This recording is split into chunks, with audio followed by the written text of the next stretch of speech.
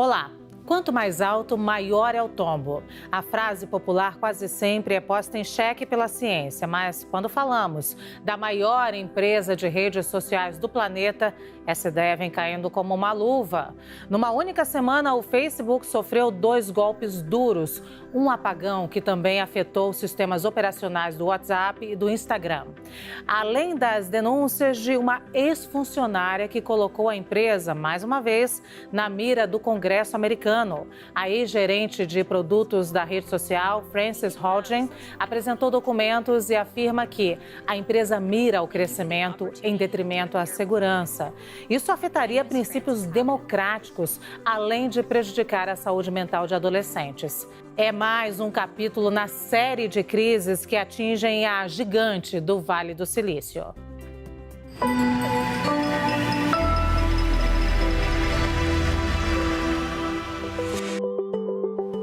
Eu, Luciana Barreto, e as minhas colegas Rita Vu, Thaís Hered e Lia Bock te damos boas-vindas ao CNN Nosso Mundo. Como você viu já no comecinho, Mark Zuckerberg, fundador do Facebook, enfrenta um inferno astral em seus negócios. Com novas denúncias de manipulação de dados de usuários e a pane global nas redes sociais, ele viu em poucas horas evaporar de suas contas o equivalente a 33 bilhões de reais. Quedas nas ações da companhia e na confiança de milhares de usuários. Há anos, diferentes governos tentam regulamentar os negócios do Facebook e de outras concorrentes. O último episódio reforça como o mundo tem se tornado cada vez mais refém dessas plataformas. Impactos diretos na economia global e na saúde mental de usuários. E inclua nessa lista aí casos de espionagem, fake news e violências de haters. Quem nos ajuda neste tema tão amplo é um advogado, professor e pesquisador brasileiro conhecido internacionalmente. Ele é especialista em temas como tecnologia, mídia e propriedade intelectual. No CNN Nosso Mundo, Ronaldo Lemos. Ronaldo, seja muito bem-vindo. Olá, Luciana. Olá a todas. Prazer imenso estar aqui conversando com vocês. Ronaldo, essa semana, quando teve essa pane global no Facebook, Instagram e mais especialmente no WhatsApp, eu vivi uma gincana de sentimentos que eu acho que todo mundo viveu, né? Primeiro, aquela surpresa, a surpresa se transformou em medo, né, do futuro. E aí eu comecei a me perguntar, quando todo mundo também deve ter começado a se perguntar, quando foi que a gente ficou tão dependente desse sistema e da tecnologia para passar por todos esses sentimentos. Aquelas 5, quase 6 horas foram suficientes para viver tudo isso. Como é que a gente ficou tão refém das tecnologias? Luciana, essa pergunta é ótima, né? Eu acho que a queda do WhatsApp, do Instagram, né, do Facebook, que durou, aliás, 7 horas, mostrou o quanto das nossas vidas hoje a gente depende, né, e utiliza a tecnologia. Eu gosto de dizer que a gente está vivendo a chegada de uma nova eletricidade, né? Tal como a eletricidade é uma infraestrutura fundamental para a vida contemporânea. Então, por exemplo, se a gente olha as nossas cidades, a gente vê prédios altos, né? Prédios com mais de 6 andares. Isso pressupõe a existência de elevador, o que pressupõe que a eletricidade não vai faltar. Sem eletricidade, qualquer andar acima do 6º seria inútil, além de ser impossível bombear a água, né, para distribuir para cidades modernas e assim por diante. Então, a eletricidade ela virou uma tecnologia, né, uma infraestrutura que é fundamental para a forma como a gente vive. Sem ela, é o caos. E o que a gente está assistindo agora é que essa nova tecnologia, né, redes sociais, aplicativos de mensagem e até o próprio Instagram, né, que também é uma rede social, uma rede em que você se comunica, trabalha e assim por diante, estão se transformando em elementos centrais também das nossas vidas. Tanto que até o pessoal nos Estados Unidos falou que, poxa, caiu o WhatsApp, caiu o Facebook e Instagram, está parecendo um daqueles dias de tempestade de neve, que as aulas são interrompidas, as pessoas ficam em casa, e que a partir dali você está meio que isolado, ilhado, esperando aquela infraestrutura voltar. Eu acho que todo mundo ficou um pouco com essa sensação teve gente que ficou até aliviado, né?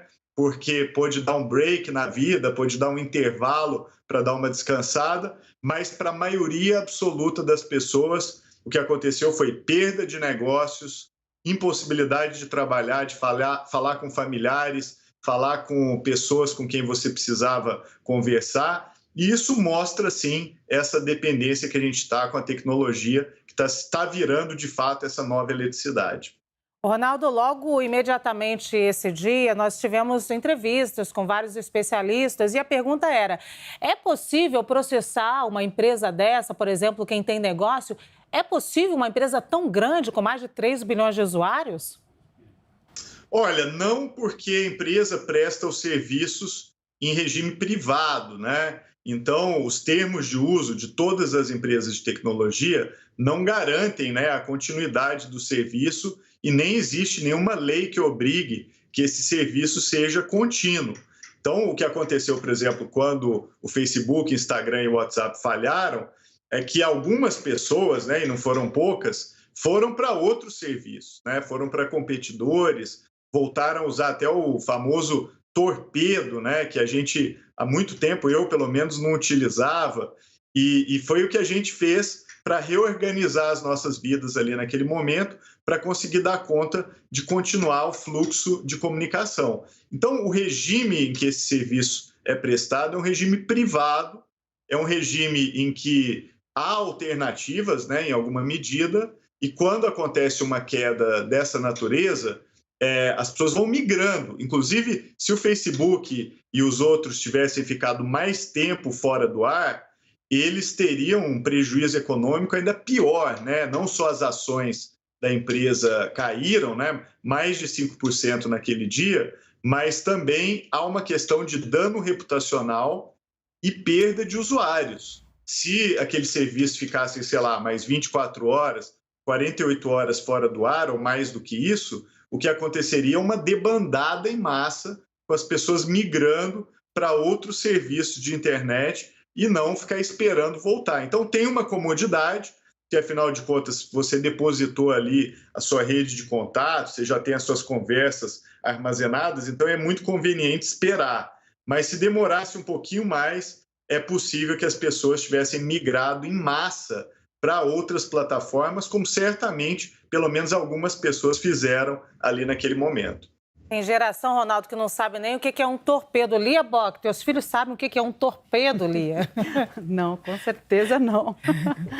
Ronaldo, eu queria juntar essa história do apagão com as denúncias, né? Porque, como a Lu falou, o Facebook, as redes do Facebook são utilizadas por quase 3 milhões de pessoas. E a gente sabe que a empresa tem no seu dono, Mark Zuckerberg, o decisor central. Não é uma empresa com muitas vozes ali na decisão, né? O que nos leva a concluir que somos 3 milhões de pessoas... 3 bilhões, desculpa. 3 bilhões e meio. 3 bilhões de pessoas com as nossas vidas na mão de uma pessoa, né? E como bem disse um colega, o Pedro Doria, uma pessoa que adentrou a vida adulta já como um bilionário, né? Uma pessoa que nunca foi um cidadão comum, né?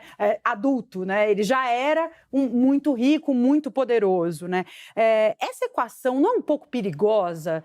Será que o Mark tem todo o bom senso necessário para estar nesse lugar de tanto poder? É perigosa, Lia. Eu acho que você tem toda a razão, o Pedro Doria também. E a gente está vivendo hoje no mundo exatamente esse momento único, né, na história, onde você tem não só o Facebook, mas várias outras empresas de tecnologia que são lideradas, muitas vezes, por isso que você falou, por uma pessoa, ou tem uma pessoa ali que é uma figura proeminente, seja Elon Musk, ou Jeff Bezos, da Amazon, ou Zuckerberg, do Facebook. E essas pessoas têm um poder realmente extraordinário, até porque aqueles serviços são prestados para muita gente, né? Todos nós somos clientes dessas empresas e estamos depositando parte do jeito que a gente vive, parte do jeito que a gente trabalha nessas empresas. Então, é um momento, assim, singular mesmo. O Facebook, eu até acho que o próprio Mark Zuckerberg vem dizendo nos últimos meses e anos que ele próprio acha que a empresa precisa ser regulada. ele já falou mais de uma vez, por favor, nos regule, tá? E, além de tudo, tem tomado algumas decisões, talvez ainda de forma muito lenta, mas pelo menos de uma forma significativa, de criar um modelo de governança, né, de gestão, de administração e tomada de decisões da empresa mais descentralizado. Um exemplo disso foi a criação do Conselho Independente de Supervisão do Facebook, inclusive do qual eu faço parte, que são 20 pessoas no mundo hoje, vão ser 40 até o final do ano, e esse conselho ele tem a prerrogativa de tomar decisões em última instância com relação a conteúdos postados no Facebook e no Instagram, tá? Então, isso foi uma atitude de abrir mão de um poder de decidir, né, com relação a decisões que são, às vezes, muito duras, muito difíceis, né, e que isso foi delegado hoje para esse conselho externo.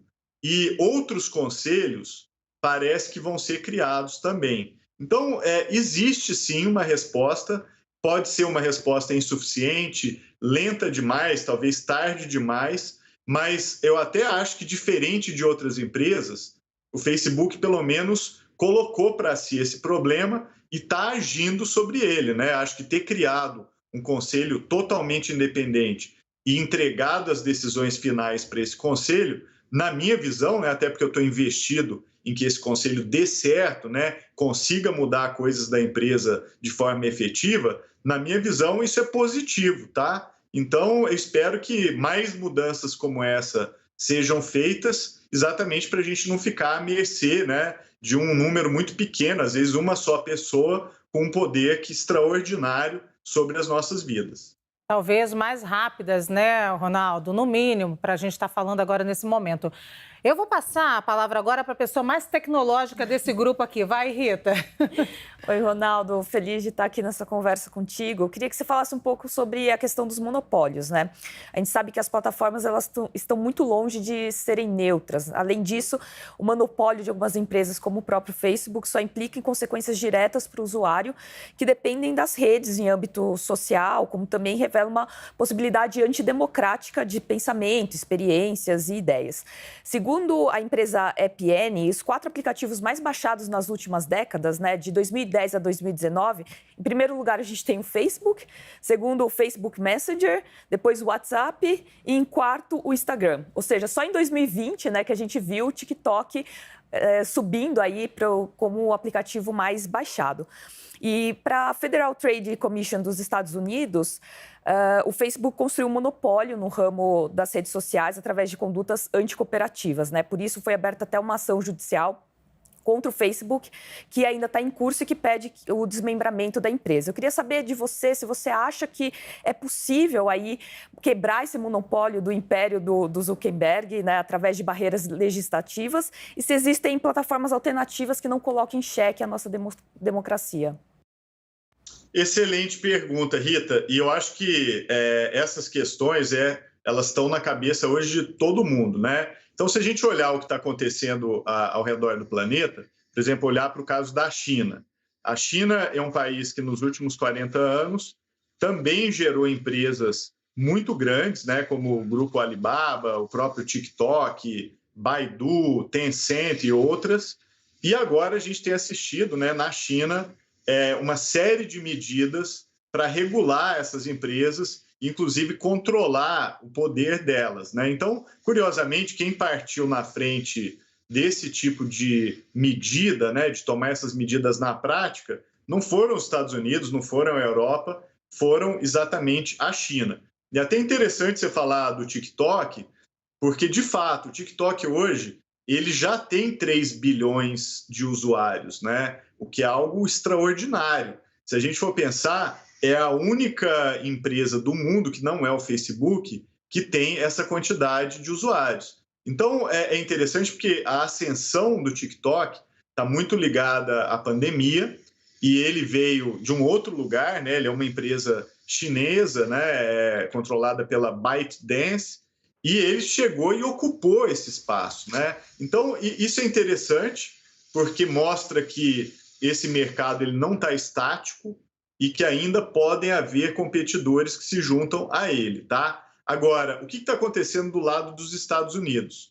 Eu acho que a discussão hoje mudou completamente, né? Há alguns anos seria inconcebível, né, os Estados Unidos tomarem uma medida drástica contra empresas do próprio país, mas a administração Biden tem indicado pessoas que são muito críticas, né, às redes sociais, são muito críticas a essas grandes empresas que se formaram. Então, tem muita gente hoje no governo Biden que defende, sim, uma posição mais dura e de ir atrás dessa questão, por exemplo, de investigação contra condutas anticoncorrenciais, né, e também com relação a monopólios. Agora, isso vai acontecer ou não vai, né?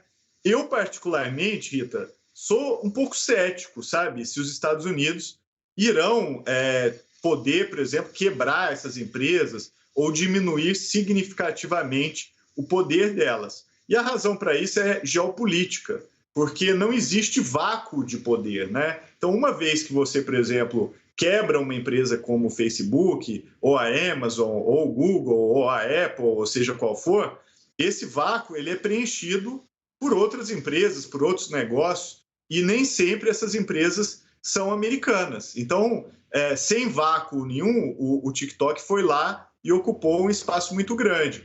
Então, será que os Estados Unidos eles abrirão mão, né, de ter empresas fortes no campo de tecnologia? E se essas empresas forem enfraquecidas, será que isso não gera um vácuo que vai ser tomado por empresas na Europa, nos Estados Unidos, ou, aliás, fora dos Estados Unidos, quem sabe até no Brasil, né, ou empresas chinesas e indianas e assim por diante? Então, eu acho que tem uma questão geopolítica aí envolvida, o que faz a gente se pensar um pouco em até quão longe, né, até que medida os Estados Unidos eles irão mesmo tomar medidas efetivas que possam enfraquecer o poder dessas empresas. Thaís Herédia. Ô, Ronaldo, sabe que eu estou te ouvindo aqui? Passaram vários filmes na minha cabeça, assim, por cada um dos pedaços que te ouvi. O primeiro deles, o Wall-E, que para mim virou o filme do momento, né? Botei meus filhos de 16 e 12 anos para assistir outro dia, porque eram muito pequenos quando o Wall-E saiu, e quando o robozinho chega nesse novo lugar, as pessoas não falam mais. Olha que filme visionário e absolutamente assustador, né? Nós cedemos o poder da fala. Não cedemos o poder de fala, mas cedemos o poder da fala, né? Agora, no final, com essa coisa do, tem o TikTok, aí tem os indianos, tem os chineses, a minha sensação é que nós vamos ter que escolher o malvado favorito. Quem vai ser meu malvado favorito? Vai ser o Mark Zuckerberg, vai ser o dono da Alibaba, vai ser o outro lá da Amazon, por causa do tamanho dessa dependência. A minha sensação é de que quanto mais conectados ficamos, mais alienados nos tornamos.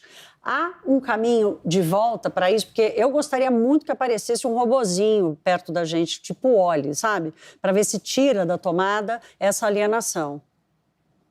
Sensacional, Thaís. Aliás, que filme legal, né? E visionário.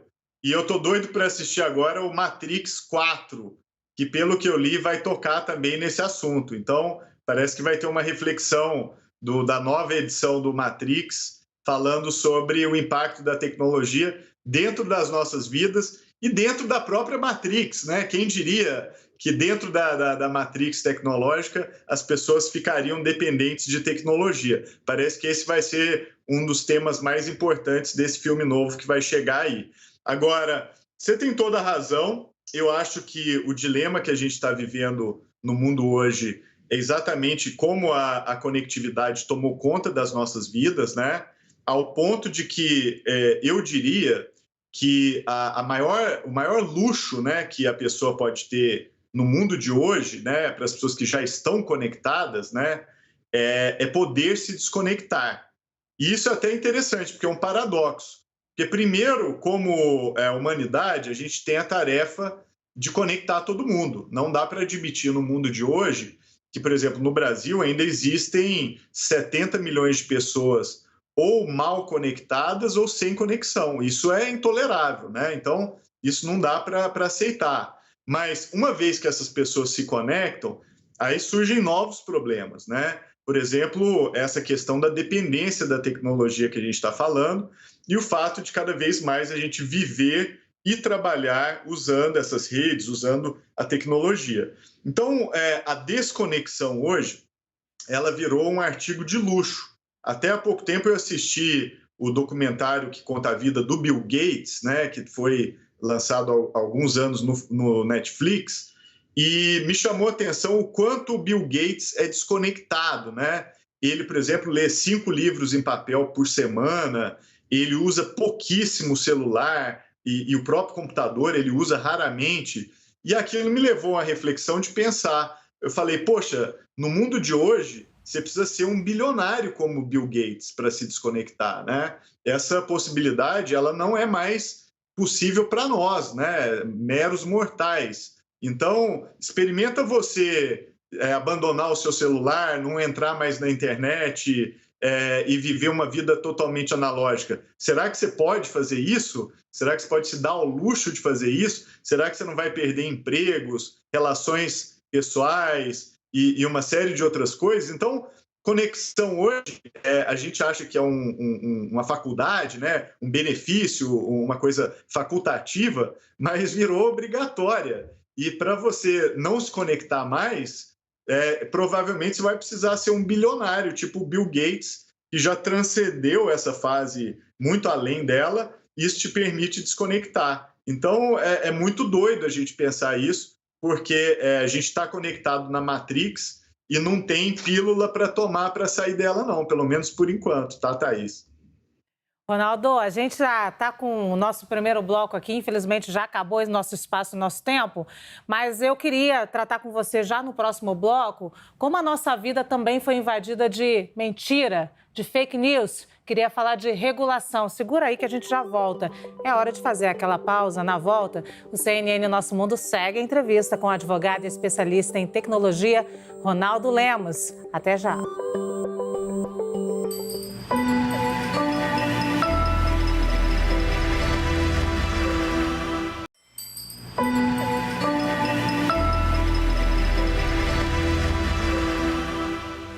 CNN Nosso Mundo está de volta. Hoje o nosso convidado é o advogado e especialista em tecnologia, Ronaldo Lemos. Ronaldo, eu prometi no outro bloco falar sobre fake news e mentiras invadindo as nossas vidas.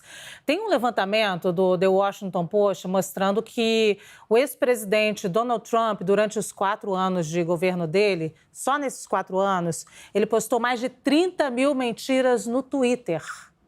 E aí, se a gente ouve isso sobre um líder mundial, e não um líder mundial qualquer, o líder da maior potência mundial, como que a gente lida com essa sensação de terra de ninguém? Quando a gente vai ver regulação das plataformas digitais?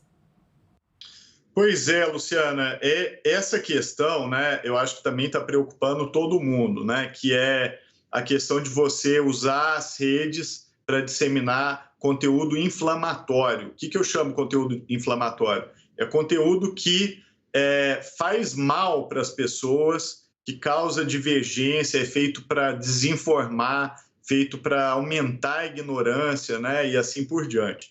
Então, esse problema, ele tem acontecido, né, é um problema hoje que está sendo discutido no mundo todo, e, obviamente, né, há um pensamento sobre o que fazer sobre isso, né?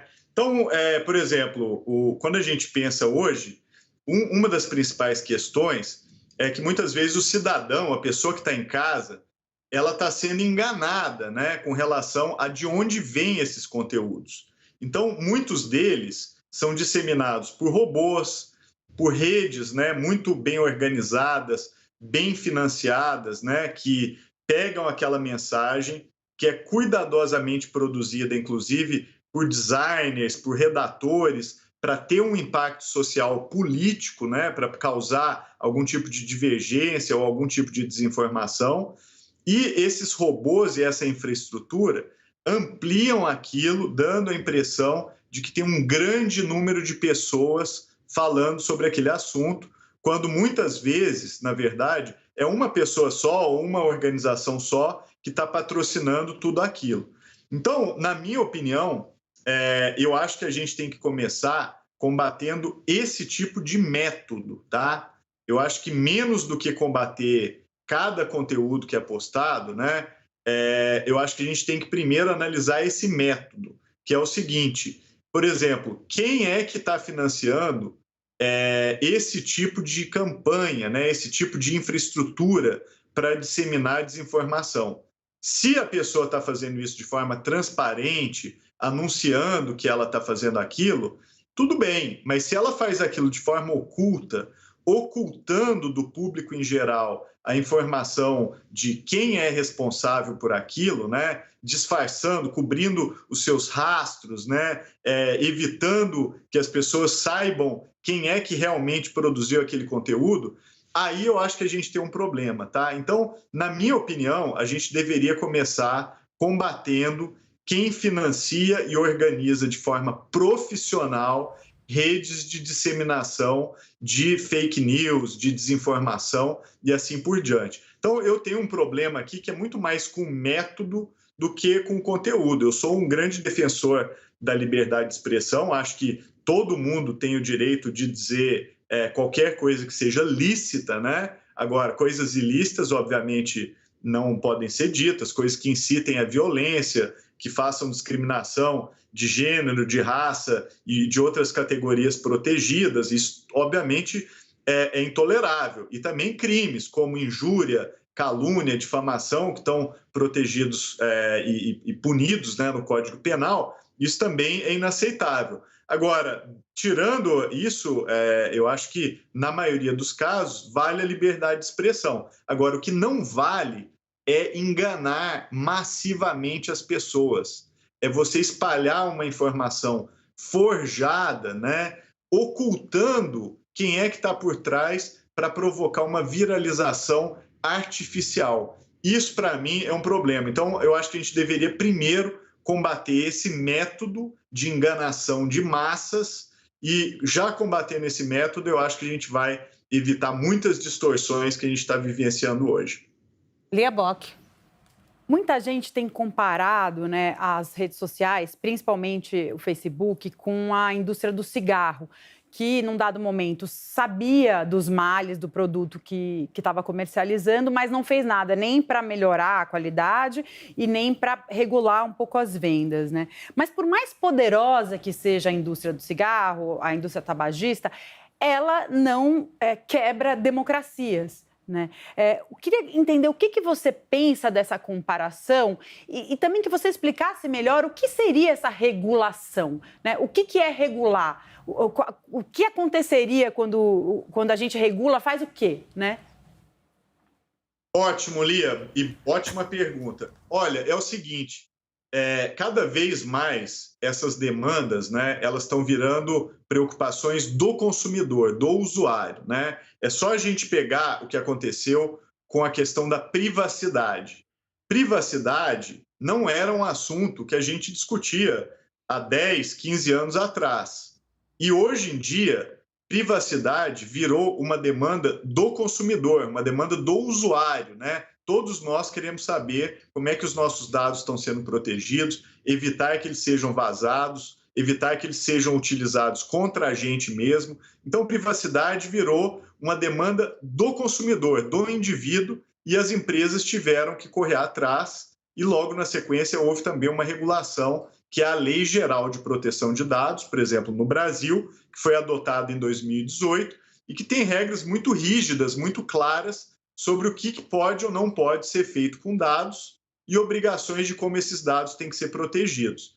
Então, eu acho que essa questão de conteúdos inflamatórios, né, fake news, coisas que fazem as pessoas brigarem umas com as outras, causar cisânia social, atacar a democracia, esse tipo de conteúdo começa a virar também uma demanda do consumidor. Eu não quero estar numa rede em que eu seja facilmente manipulado por grupos ultra bem financiados, ultra sofisticados, que vão produzir conteúdo, inclusive baseado nas minhas preferências, para manipular o que eu penso, você entendeu? Eu quero ser protegido disso, eu não quero estar convivendo com isso. Então, o que eu acho que está acontecendo agora é exatamente em que esses assuntos estão virando uma demanda não só do debate público, né, mas uma demanda dos próprios usuários. Eu acho que cada vez mais a gente vai ter pedidos para que a gente tenha, vamos dizer, práticas melhores, inclusive mudanças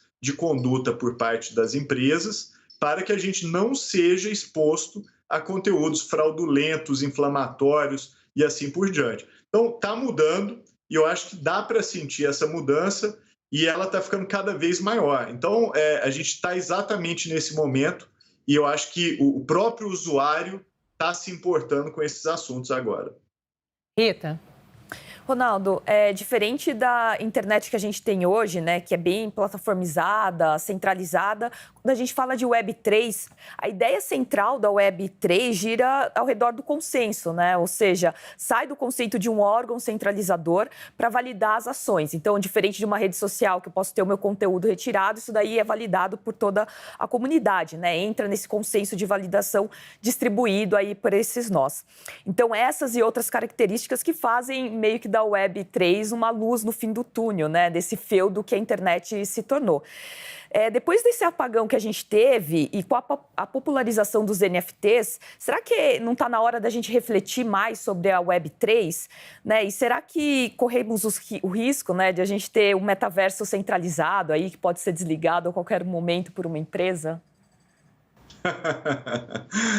Excelente, Rita. Olha, eu acho que você tocou num ponto que a mim me preocupa e também me deixa com algum tipo de esperança, tá? Eu acho que uma parte dos problemas que a gente está vivendo hoje é por falta de inovação, por incrível que pareça, tá? A última inovação significativa no modelo que as redes sociais selecionam e distribuem conteúdo, ela aconteceu ali na virada dos anos 2010 para frente, tá? E qual que foi essa inovação? Era você usar dados pessoais para entender as preferências dos usuários e, com isso, programar os algoritmos para entregar para você um conteúdo que seja altamente valioso. E isso, obviamente, vai prender a sua atenção, vai permitir fazer marketing e assim por diante. Essa inovação, ela deu tão certo, né? Porque ela passou a gerar tanto dinheiro, tanto, vamos dizer, valor econômico para as empresas, que as empresas nunca mais fizeram inovações tão grandes quanto foi essa, quando comparado ao modelo, né, que a gente usava antes dessa virada algorítmica. Então, há 10 anos que a gente está usando a mesma coisa, a gente até aperfeiçoa a forma como isso acontece. Hoje a gente usa inteligência artificial para isso, né, que não usava lá em 2010, mas a função é basicamente a mesma. E nesse sentido, eu acho que para resolver o problema, a gente precisa reinventar isso. A gente precisa ir além da coleta de dados e do uso de algoritmos para decidir o que eu vou ver na minha rede social, né? Quando eu abro o feed da minha rede social, quem decidiu o que aparece ali não sou só eu, né? Sou eu, um algoritmo, as minhas preferências conscientes e inconscientes, inclusive, né? Porque os dados pegam até as nossas preferências que a gente não tem nem ideia, que às vezes a gente quer, mas o dado consegue medir aquilo também. E uma das formas que eu acho que isso pode ser revolucionado é criar mecanismos de escolha e participação coletiva racionais para que as pessoas possam decidir o que elas querem ver a seguir. Então, criar modelos até participativos, sabe? Em que os próprios usuários podem criar novos métodos de ordenar o conteúdo, podem votar para aquele conteúdo, para ele ser disseminado ou não, criar modelos, por exemplo, de voto quadrático, que é uma coisa que eu gosto muito, é um modelo de decisão coletiva que é bem interessante, que pode usar blockchain e outras coisas. Então, eu acho que a gente precisa de mais inovação, a gente precisa ir além do modelo de dados e algoritmos e criar isso que você tocou na sua pergunta, que é quais são as outras possibilidades que a gente possa utilizar para ordenar o conteúdo e fazer com que a gente não fique preso só a esse único tipo de modelo. Isso me anima muito. Eu acho que essa possibilidade poderia também resolver muitos dos problemas que a gente está vivendo hoje. Thaís Herédia vai deixar um tema para a gente discutir já no próximo bloco. Vai, Thaís. Eu estou com uma preocupação enorme aqui, que eu quero saber o seguinte, como tudo na vida, né? Para determinar algum critério, algum propósito, sempre vai ter um juiz no meio, alguém que vai dar a palavra final. Quem será o juiz que vai decidir qual é o critério para ter uma rede coletiva ou qual é o critério para ter uma regulação diferente, por exemplo? Ah, mas a gente só vai saber quem vai decidir no próximo bloco, tá, Ronaldo? Porque a gente está encerrando esse bloco agora, o tempo acabou. A gente faz agora mais uma pausa e na volta a nossa conversa continua com o advogado e especialista em tecnologia, Ronaldo Lemos. Não saia daí.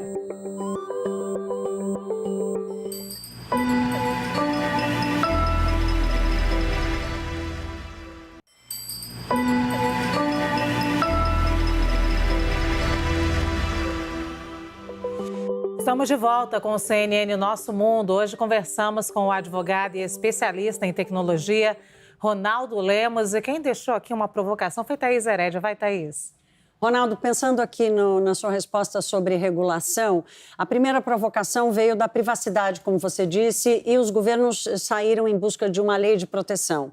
O segundo veneno foi a tributação. Então, há uma organização mundial porque os países se deram conta de que estão tributando mal, errado e estão perdendo muito dinheiro, enquanto os bilionários ficando cada vez mais bilionários. A terceira provocação é essa dependência, o fato de sermos completamente reféns desses monopólios e do serviço ao mesmo tempo. E a minha pergunta é sobre o critério e quem será o juiz dessa determinação para evitar que esse ambiente em que vivemos hoje siga cada vez mais dominante? Então, Thaís, boa pergunta e a resposta dela é difícil, mas o que a gente está vivendo hoje é uma dualidade entre centralização exacerbada, né? Com a possibilidade de descentralização total, né? Então, como a Rita perguntou no último bloco, a gente pode ter um mundo também que vai exatamente para o oposto. Hoje a gente está falando de centralização total nas mãos das empresas, mas existem vários projetos hoje, como blockchain, criptomoedas, que apontam no sentido oposto, de um mundo totalmente descentralizado, em que você dissemina, né, a tomada de decisão de uma forma muito ampla e que fica até difícil de enxergar quem é o juiz, quem é o árbitro disso, porque o árbitro disso passa a ser a própria rede, a própria internet e os próprios computadores e protocolos que estão nela. Então, é um mundo em que, de tédio, a gente não vai morrer, tá? Porque essa tensão entre centralidade e descentralidade veio para ficar, a gente vai falar muito dela ainda nos próximos anos. Lia Bock. Eu queria falar um pouco das crianças, né? Uma das coisas que mais me chamou a atenção nas denúncias da Frances Haugen foi sobre a empresa, né, o Facebook, saber dos prejuízos que o Instagram tem sobre crianças e jovens e não ter feito nada para mudar isso, né? Eles, inclusive, segundo ela, agiram para conquistar mais jovens e crianças, né? Isso posto, rede social é lugar de criança? Como os pais, os cuidadores, os professores devem orientar e cuidar para proteger os seus filhos e jovens? Excelente pergunta, Lia. Olha, criança usando rede social, primeiro, só acompanhada dos pais, tá? Os pais têm que estar perto, têm que estar orientando.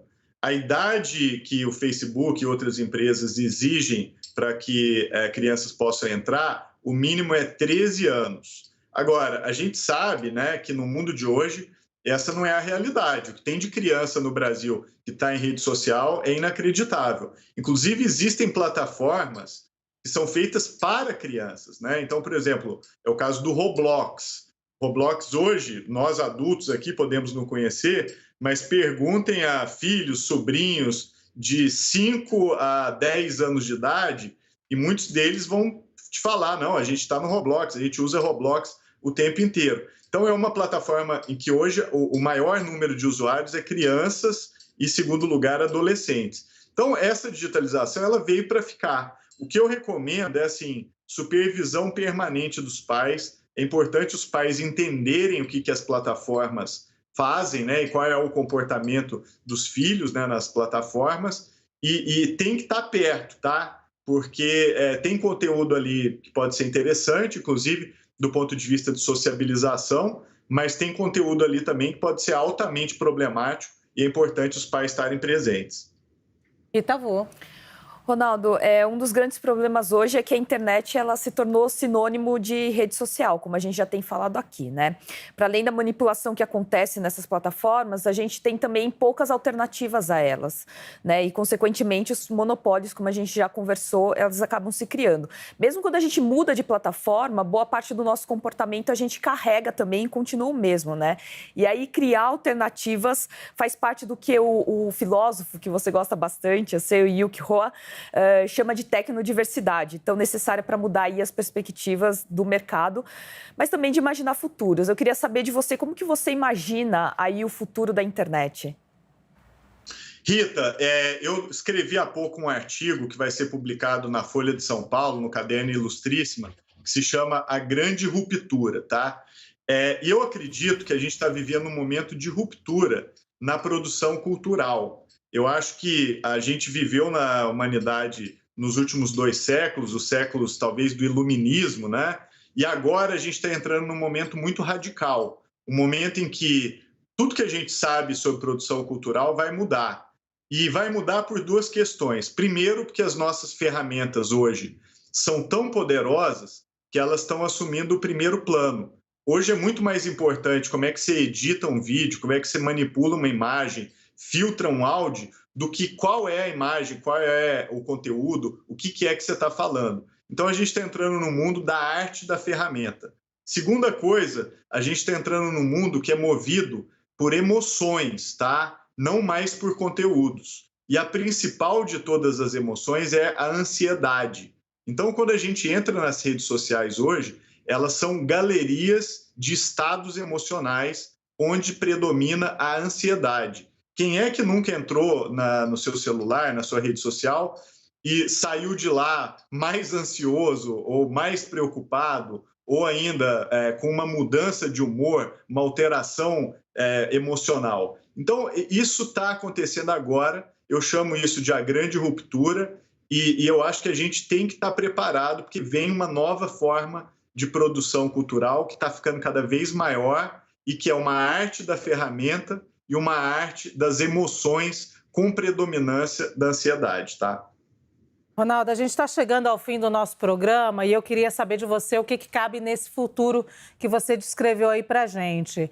O nosso presente não é dos mais agradáveis, eu diria, né? Se a gente for olhar a política, por exemplo, a gente tem bolhas de ódio justamente, acho que disseminadas pelas redes sociais. Então, pessoas de esquerda buscam conteúdos progressistas, pessoas de direita buscam conteúdos conservadores. Ninguém se entende, fica todo mundo na sua bolha. Mas se a gente for olhar para o social, a situação eu acho que é ainda mais grave, porque a gente tem grupos minorizados que estão sendo cada vez mais oprimidos nas redes sociais. Você falou aí do algoritmo, algoritmos que podem ser racistas, algoritmos que podem ser machistas, que podem ser capacitistas. Se eles podem ser tudo isso, eles podem agregar também, eles podem fomentar o diálogo, eles podem fomentar a educação. Existe esse futuro que pode ser um futuro bem melhor com tecnologia? Pode, Luciana, e eu acho que a gente passou o programa aqui todo falando de problemas da tecnologia, mas a gente também tem um outro lado que, para o país se desenvolver, né, para o Brasil dar um salto de desenvolvimento, a gente mais do que nunca precisa de tecnologia, né? Não existe país do mundo hoje que possa almejar se desenvolver sem isso. E eu acho que o desafio que a gente tem hoje é como é que a gente faz para transformar conhecimento em valor, produtos, serviços e desenvolvimento econômico e social. O Brasil hoje já é ótimo em transformar recursos da natureza em desenvolvimento, né? Então, seja no agro, seja na mineração. Mas, gente, isso não é suficiente. A gente precisa aprender a transformar o que está dentro da nossa cabeça em produtos, serviços, inovação, e a gente precisa viver desse conhecimento, né? Essa é a chave para o futuro. E óbvio que tecnologia é fundamental para isso. Agora, não é qualquer tecnologia. A gente tem que tomar as escolhas da melhor forma possível, usar tecnologias que fomentem a possibilidade de todos nós, né, brasileiros e brasileiras, participarmos da economia do conhecimento. A economia do conhecimento é a economia do futuro. Então, a gente precisa participar dela. Então, eu sei que tecnologia traz muito problema, a gente tem que lidar com eles, mas a gente vai precisar muito de tecnologia e escolher bem essas tecnologias para a gente conseguir se desenvolver usando o que está aqui dentro da nossa cabeça. Isso é o que eu quero para o Brasil, tá? Isso, para mim, é a coisa mais importante que a gente poderia fazer para pensar no nosso futuro. Só uma dica, então, para encerrar de cunho pessoal. O que você faz na sua vida para se proteger?